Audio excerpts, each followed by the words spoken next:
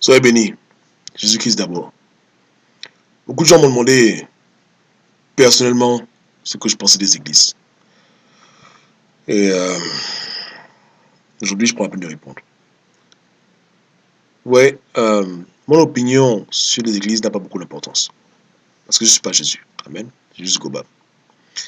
Donc, ce que je pense pas n'a pas d'importance. Mais par contre, ce qui est important, ce sont les points essentiels à connaître sur ce que c'est une bonne église. Et pour ceux qui sont pasteurs maintenant, entre parenthèses, qui ont des ministères, voilà les conseils que je donne, afin que vous puissiez prendre conscience des choses qui font plaisir à Dieu. Amen.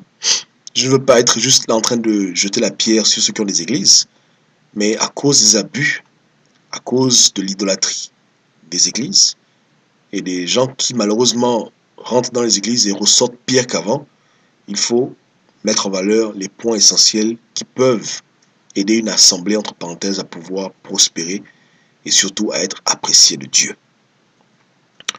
Le point numéro 1 que je vais évoquer aujourd'hui, c'est principalement la mission d'une assemblée.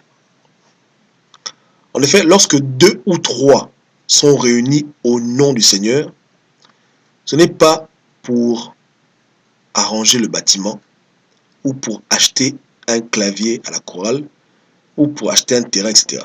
Ces projets sont bien, mais ce ne sont pas les projets qui doivent être primordiaux dans l'Église.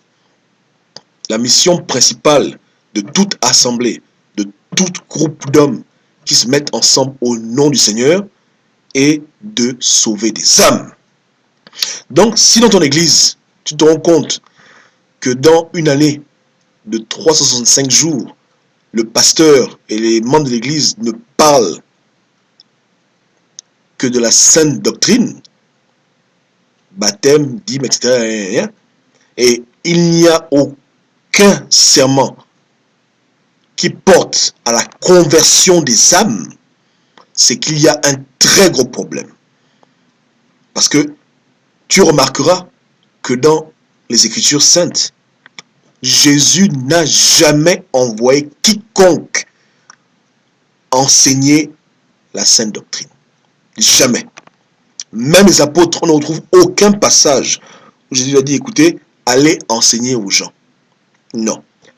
Jésus a dit, allez de par le monde, annoncer la bonne nouvelle, baptisez, convertissez en mon nom. Donc Jésus a dit aux gens d'aller prendre les païens et les amener à lui. Il n'a jamais confié à aucun apôtre, à aucun serviteur de Dieu, la mission d'aller enseigner. Néanmoins, lorsqu'une personne vient à Christ, elle doit bien être enseignée pour grandir. Et de là, Dieu a permis qu'il puisse y avoir des pasteurs intérims et des groupes intérims qui devraient assurer les bases de l'évangile dans l'esprit des nouveaux convertis. Mais ce n'est pas la mission principale des enfants de Dieu.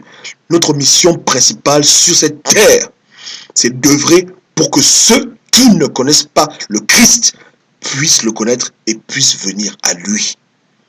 Cette mission doit être majoritaire.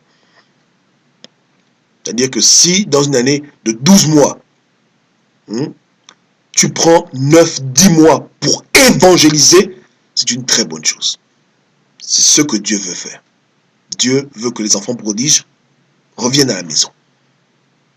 Maintenant, lorsque une église évangélise, mais lorsque son évangile prêché rattache le salut à sa dénomination, à son assemblée, à son groupe d'hommes, il y a un problème. Devant Dieu, ce n'est pas bon. C'est même une abomination que de rattacher toutes tes doctrines, ton église, ce que tu penses au salut du Christ. Il faut se contenter d'annoncer l'évangile, comme beaucoup de gens le font, en route ou de porte en porte, etc. Mais ne pas vouloir de façon pernicieuse recruter des gens pour augmenter les nombres de ta paroisse. Parce que dans le corps de Christ, malheureusement, beaucoup de gens se sont fait influencer par des pensées charnelles, Pour beaucoup de chrétiens, une église qui est bonne, c'est une église qui a beaucoup de membres. Donc le nombre de fidèles est devenu proportionnel à la bonté ou l'efficacité d'une assemblée. Ce qui est complètement faux. Les gens se disent que lorsqu'une église a 10 000 membres et plus, oh, c'est une bonne église. Mais lorsqu'une église a 2-3 membres, oh non, il y a un problème. Non. La mission du chrétien n'est pas d'agrandir son église locale. L'église locale est agrandie elle-même par le Seigneur.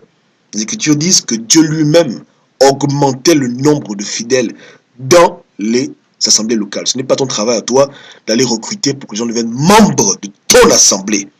Ceux qui le font sont égarés. Ceux qui le font consciemment sont de Satan. C'est tout. Maintenant, troisième point qu'il faut avoir à l'esprit lorsque on est en charge d'une église ou d'un groupe d'hommes, etc., une assemblée. Le ministère que l'on fait pour Dieu appartient à Dieu. C'est une abomination devant Dieu que d'appeler un ministère après son nom. C'est-à-dire que tu ne peux pas avoir un ministère que tu appelles ministère Georges. Il y a un problème. Georges ministère, ou bien Philippe ministère, Philippe Normand Philistère. Non. Le ministère appartient à Dieu. Beaucoup de gens me disent souvent que dans les Écritures, il y a des livres qui ont le nom de l'auteur. Mais comprenez bien que ce n'était pas la volonté de Dieu. Les hommes ont retrouvé des parchemins écrits par un tel ou un tel, et pour pouvoir les identifier, ils ont appelé le livre de Samuel. Tout simplement. Mais ce n'était pas pour vouloir élever Samuel ou etc. De même pour les épîtres. Les épîtres, c'est simplement les destinataires des épîtres. On a le nom romain, ce n'est pas le nom propre, c'est le nom de ville. Vous comprenez? Mais lorsqu'on parle de Pierre ou de Jude, comme peut-être qu'on ne savait pas à qui étaient adressées spécifiquement ces lettres, les hommes ont jugé bon de mettre le nom de l'auteur comme étant le nom du livre. Vous comprenez? Bien que je répète, les épîtres étaient écrits pour les chrétiens, malheureusement aujourd'hui c'est juste à tort à travers, hors de proportion, c'est devenu n'importe quoi, mais néanmoins c'est ça le but. Amen. Donc le seul nom qui doit être élevé, c'est le nom de Jésus. Ne faites pas des ministères autour de vous-même. Beaucoup de pasteurs deviennent facilement des idoles parce que justement, ils ne lèvent pas assez Jésus et on les voit trop et on ne voit pas Jésus. Amen. Maintenant, quatrième point. Une assemblée doit être basée sur la charité réelle et tangible. Il n'est pas normal que dans une assemblée où les gens se retrouvent au nom du Seigneur, il puisse y avoir des indigents, des clochards, des gens qui meurent de faim, qui souffrent. Le problème de l'autre doit être ton problème dans la mesure où vous avez accepté d'être unis pour une cause commune. C'est comme ça. Dans les églises où vous voyez beaucoup d'égoïsme, il faut réformer ce genre de choses. Amen. Il faut se rappeler que Jésus-Christ veut qu'on prenne soin de nos frères et nos sœurs, qui combattent le bon combat avec nous. Cinquième point, il ne faut pas tomber dans l'idolâtrie d'église. Beaucoup de gens, malheureusement, sont devenus idolâtres de leur esprit. Toujours avec l'esprit de concurrence, l'esprit des Jeux Olympiques, que j'ai nommé ainsi. C'est-à-dire que c'est Église de Marseille contre Église de Paris. Quelle église qui sera la plus belle, qui aura le plus de fidèles, etc. Les gens sont dans une concurrence folle pour avoir le palmarès de l'église qui brille le plus. Quand une église est animée par des esprits de concurrence envers d'autres ministères, c'est qu'il y a un problème. Il faut se repentir et se rappeler que le but de Dieu, c'est de sauver des âmes, non pas de faire de l'évangile une compétition mondaine, charnelle, inutile. Mais il y a des chrétiens qui sont dans la chambre, ils dorment la nuit. Oh, j'aimerais que le pasteur soit connu dans le monde entier. Oh, j'aimerais que notre église soit connue. Et pour eux, quand l'église réussit, ils ont une joie. Alors que la joie qu'ils devraient avoir, c'est la joie de voir des gens être convertis à Christ. Donc leur cœur a été bouleversé par Satan et ses manipulations. Et maintenant, ils ont plus d'amour, plus de joie à voir leur église prendre de l'ampleur, de la notoriété, que de voir le nom de Christ être élevé. ou du moins si Christ est élevé, il faut que l'église soit rattachée. Il y a un problème. C'est pas normal. Ne faites pas ce genre de choses. Si vous le faites, repentez-vous et repartez sur les bonnes bases. Jésus-Christ d'abord. D'abord le salut, d'abord Jésus. 6e point, le bilan dans une église ne se fait pas de façon financière ou matérielle. On ne dit pas que l'église a réussi, alléluia, parce que cette année on a pu acheter un bâtiment, on a eu de l'argent. Non.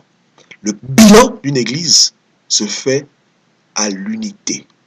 Combien de vies ont été changées? Combien d'âmes ont été touchées, sauvées, converties à Christ? Combien de chrétiens marchent dans la victoire? Combien de gens ont pu surmonter leur épreuve et pouvoir arriver à un niveau supérieur de sanctification et de compréhension des voies de Dieu? Donc le bilan est spirituel. Complètement. Et de façon ultime, point numéro 7. Toute église se doit de rendre les gens dépendants de Dieu.